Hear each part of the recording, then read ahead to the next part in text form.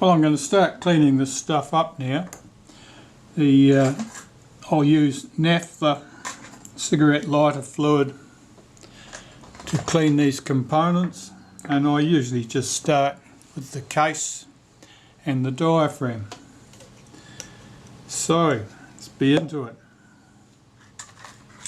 Start with the case, and this just needs to be swabbed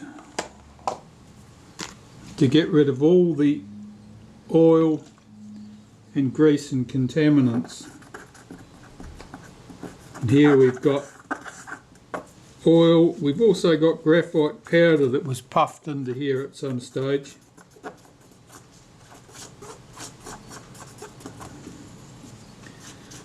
And that's clumped up from the oil, so it's probably would make a fairly good lubricant, but we don't need it in there. This should be all clean.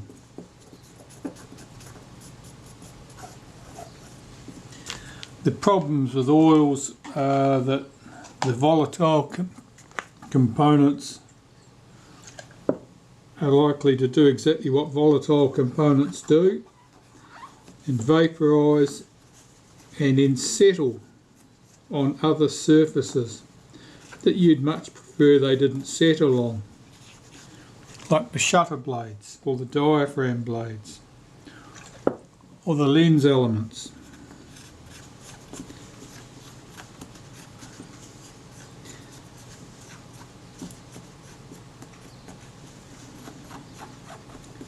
So here I'm just swabbing the outside of the case. You can see there's a fair bit coming off on that.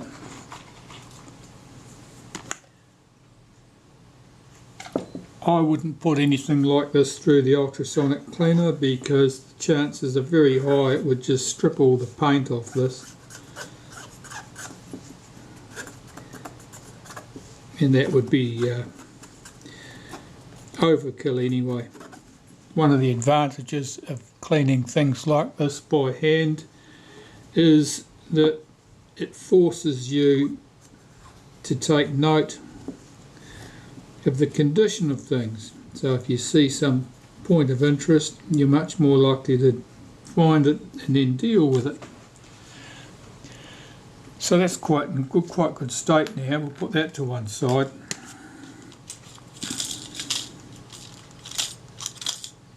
This is the retainer plate.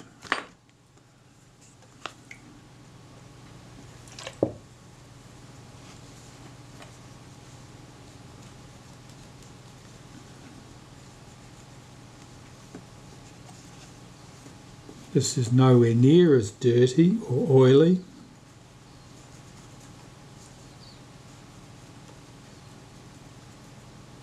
I'm handling this by the edges because otherwise you're likely to leave fingerprints on there, and those fingerprints will etch into the surface and they'll be there for all time. They're more than just an image. If they etch into the surface, then the surface is rough, and if the surface is rough, then the blades won't move smoothly across it.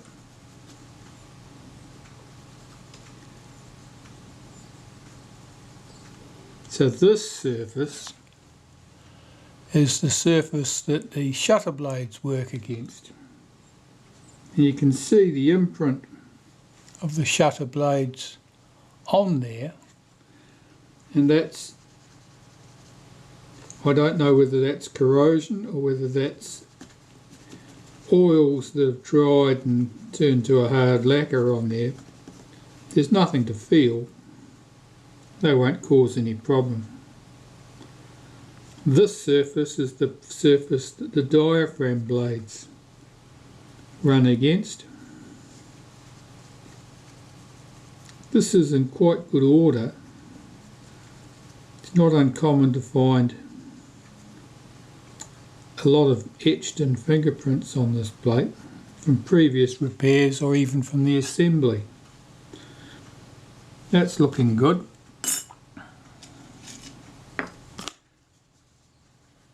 This is the moving plate This has got quite a bit of oil on it and graphite powder, as you can probably tell by the colour of that.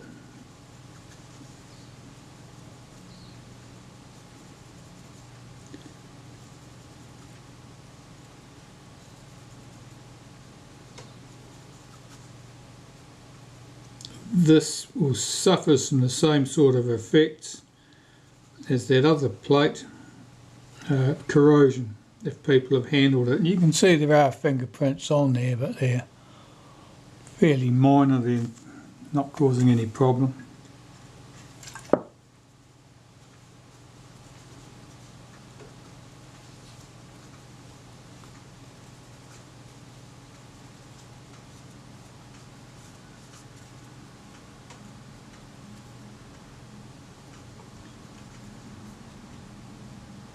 Some of this cleaning, you could say, is cosmetic because it probably won't affect the way things work.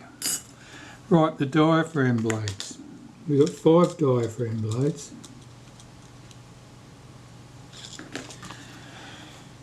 And the diaphragm blades have little rivets on them that serve as the pivots. And you have to be quite careful when you're cleaning them not to catch the cotton bud in this case, or cloth if you're using cloth, on those rivets, because you're likely to bend the blade or tear the rivet out or do some other awful thing you don't want to do.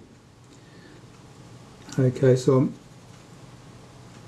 cleaning off this blade now and I'm looking at the state of it.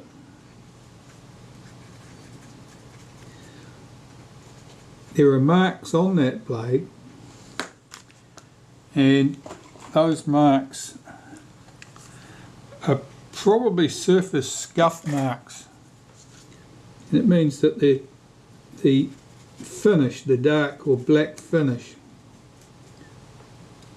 is partially worn away in places. You can see it at the tail end of the blade over here.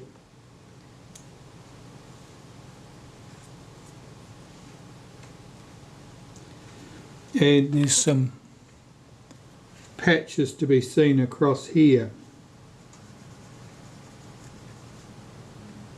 And I think that's the finish worn away. It's not embedded graphite powder that I'm seeing there. So I've got to work my way through these 5 blades.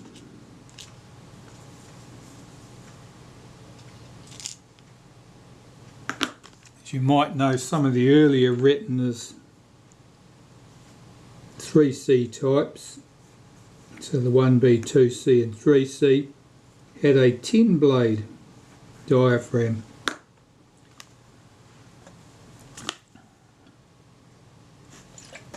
But this is one of the newer and more common type. It's got 5 blades.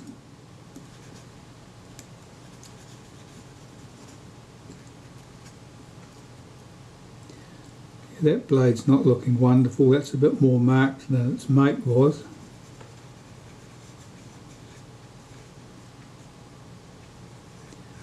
Here I'm holding this down with the back of these tweezers, but I'm keeping very, very light pressure on there. I'm just stopping this from running away. You don't want to press down on these. If you leave a crease on them, it's very, very hard to get things like that out. Okay, well that blade is certainly more marked than the other one was. There's something right at that point which looks like corrosion to me. So I'm going to clean that blade with brass soap, and I really don't like doing diaphragm blades with brass soap because of the ease of damaging them. But sometimes you do what you've got to do. So I'll clean the remainder of these blades and see if any of the others are going to need the Brasso treatment.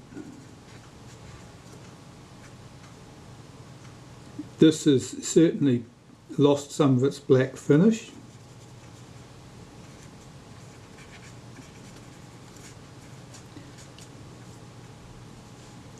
Curiously, the loss of finish seems to align with the graphite that's lying around loose on the surface. It's unlikely that the graphite was acting as an abrasive, but it might mean that the surface finish being different has allowed the graphite powder to stick to it. Yeah, that one's just got a little patch of corrosion in the same spot where those blades overlapped.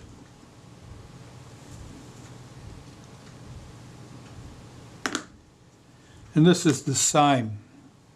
I'll zoom you in a bit. This blade's certainly the same. It's got the corrosion in the same spot, and again we've got all this build-up of graphite powder on it there.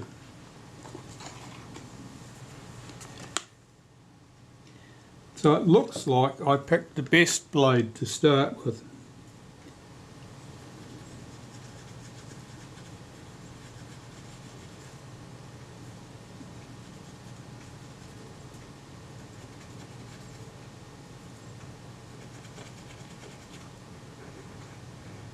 And as I run the cotton bud over that corrosion patch, you can feel roughness there. So there's certainly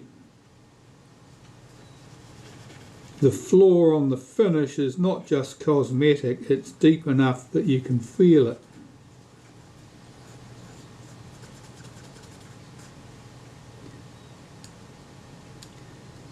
And the blades has lost quite a bit of its black finish there. You can see at this point it's lighter and shinier.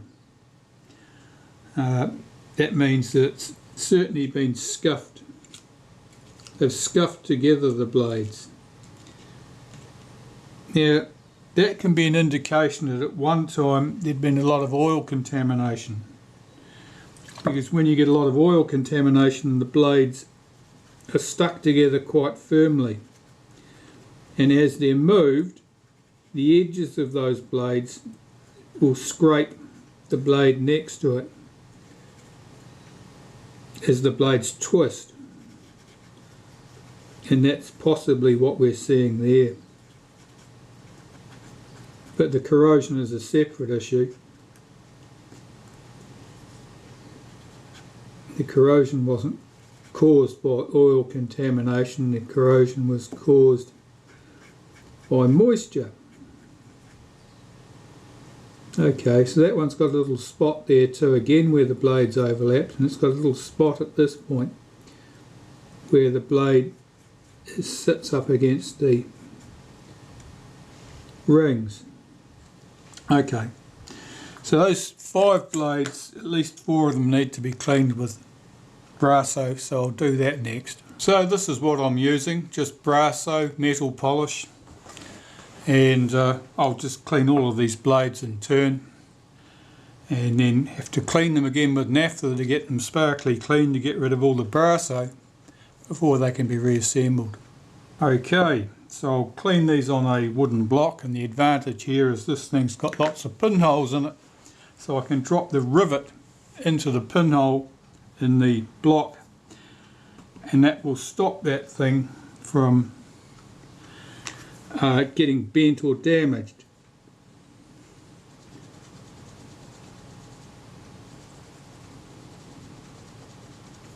And you can certainly feel the roughness as you apply the polish to something like this. There's only one spot on that blade that I'm really concerned about, and it's right at this point. I'll check the other side.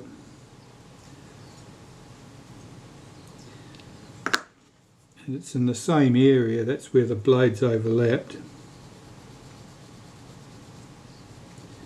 Of course, it does mean that there'll probably be some more loss of the black finish, but that really can't be helped. Okay, so each of these blades I'm just going to go through in turn.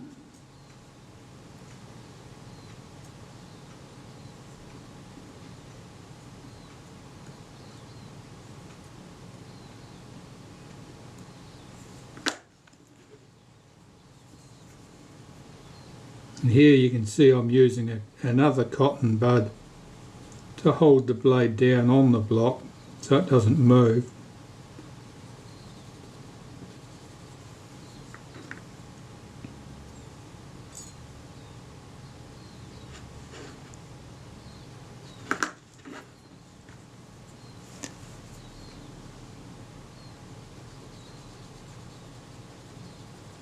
Now these are the diaphragm blades, of course, not the shutter blades. They don't move at high speed.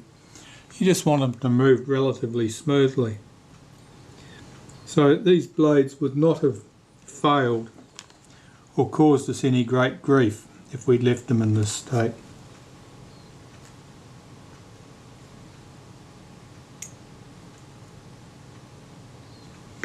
In this one, there's a little patch of corrosion right there on that pivot.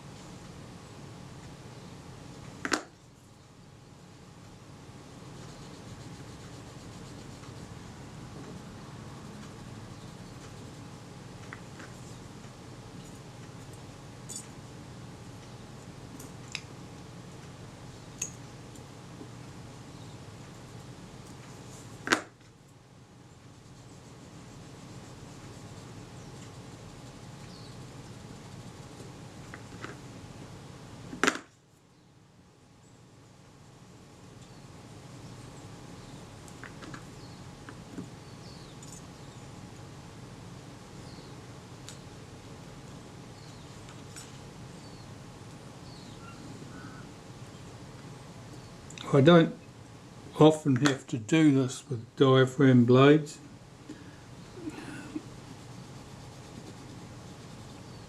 Probably more commonly diaphragm blades are oily and sit in the back of the shutter and people ignore them for decades, so they don't corrode up.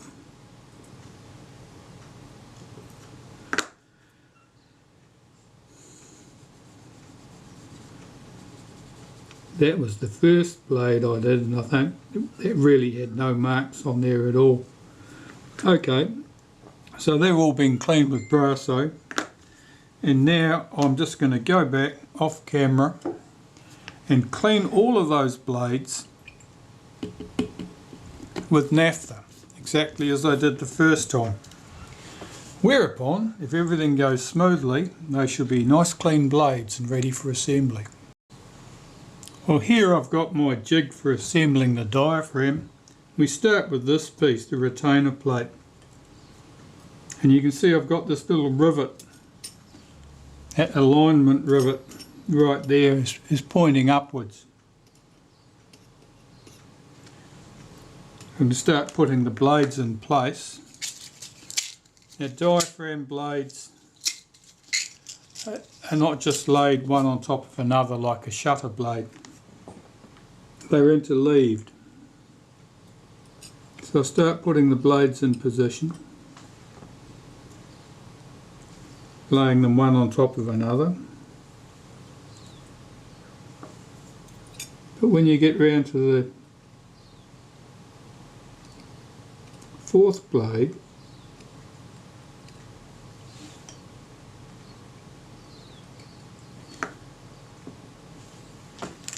this jig's not sitting correctly here. I'm not sure what's going on. I'll put it down there. When you get round to the fourth blade, you've got to pull the earlier blades back out of the way to allow you access to this little hole that the pivot sits in. So here we go. Pull that blade back.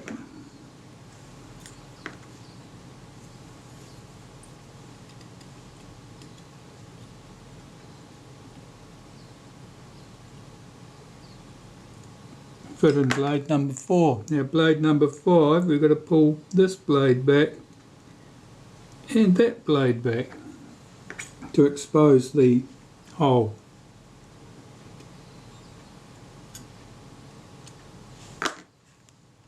And using the tip of my toothpick, I can lift that blade up over the top of that rivet and swing it in towards the centre. So I'm just getting all my blades in towards the centre of my jig there, and then the moving plate can go on. Now I know from experience that the correct position for this moving plate is this. There's the rivet on that plate, here is the rivet on this plate, and that sits on there. I've got to get this seated over those all the rivets on the blades. You can see that's sitting there now complete. I can put the case on.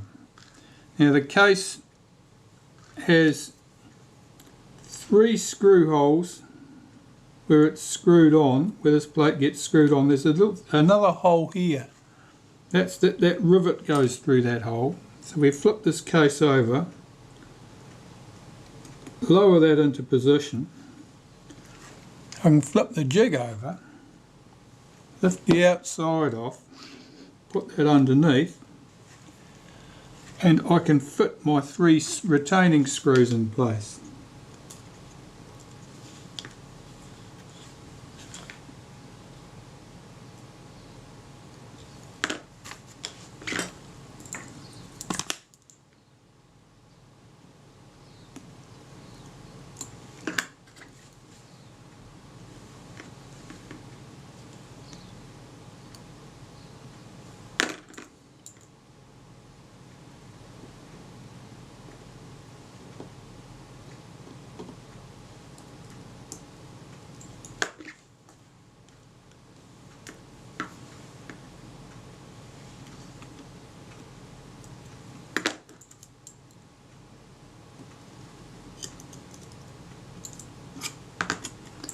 Okay, put that to one side, and I'll check that everything moves smoothly.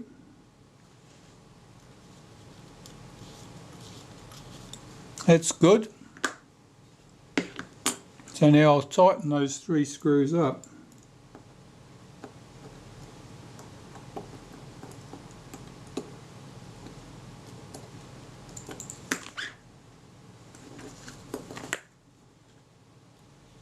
And that's our diaphragm.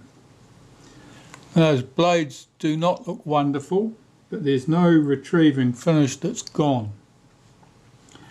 You can certainly still see marks where that corrosion patches were, but there are no rough spots there now.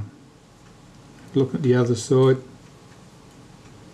You can still see marks here and here and here where those spots were. And if you line those up,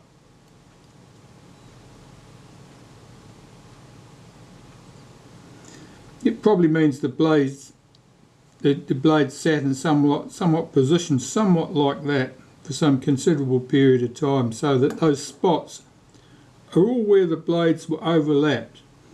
Now right on the edge there, that's the point of maximum contact, if you like. And all of these blades, that's what's happened. You know, there's been some moisture in there and it's sat there. Why? Well, we don't know.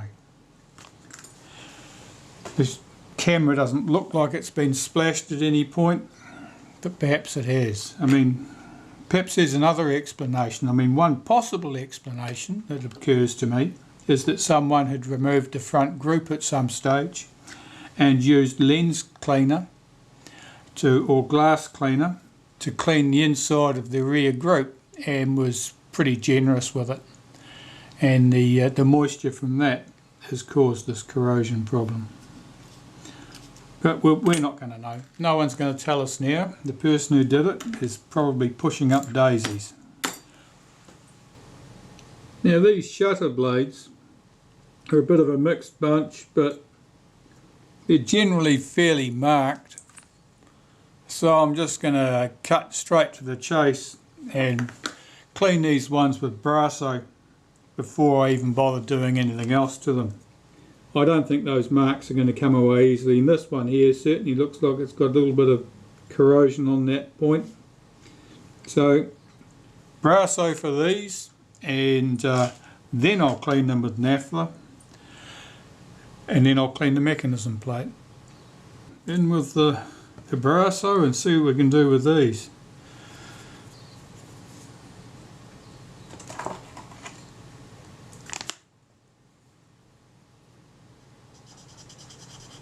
Yeah, here I'm cleaning these on a soft foam plastic block.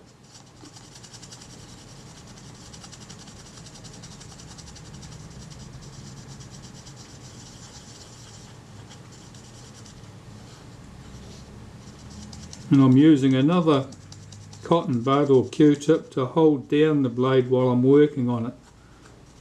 It's important not to bend the blade, otherwise they won't move smoothly. They'll have undue friction. The shutter blades won't open and close as smoothly and as promptly as they should. Now certainly there's some corrosion on that blade. It seems to be polishing away quite well. You can feel roughness on the blade if there's any surface imperfection.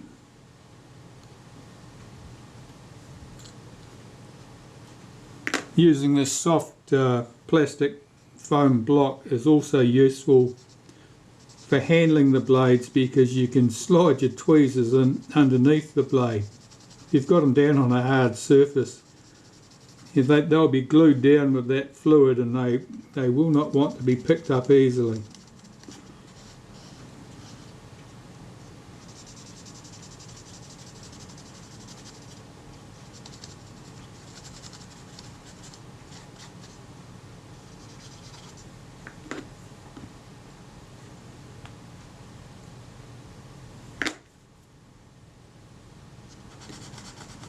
You can hear the change in sound as I polish these.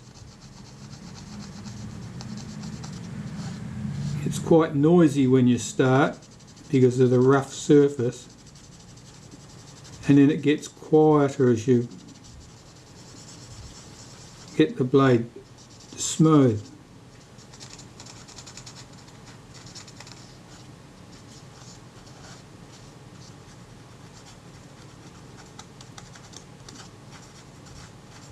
Again, I can see corrosion around that pivot point there, where that's moved by the blade actuating ring.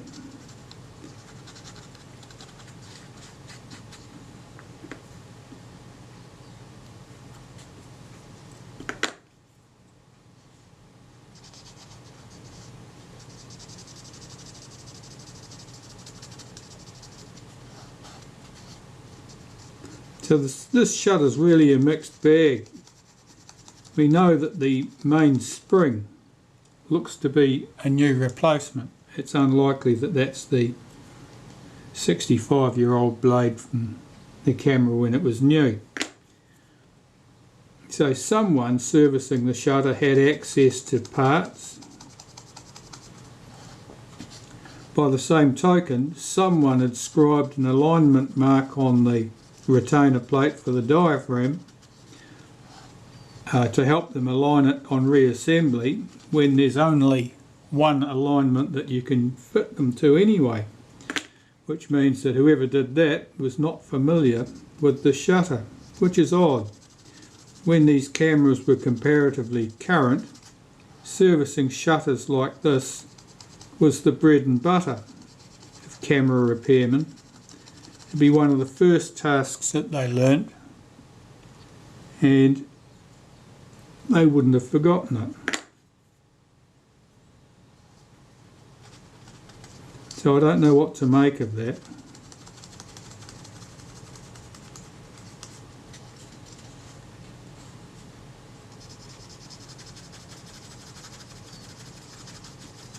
I'll finish polishing these blades, clean them off in naphtha the same as I did with the other blades, and then I'll start cleaning the mechanism plate.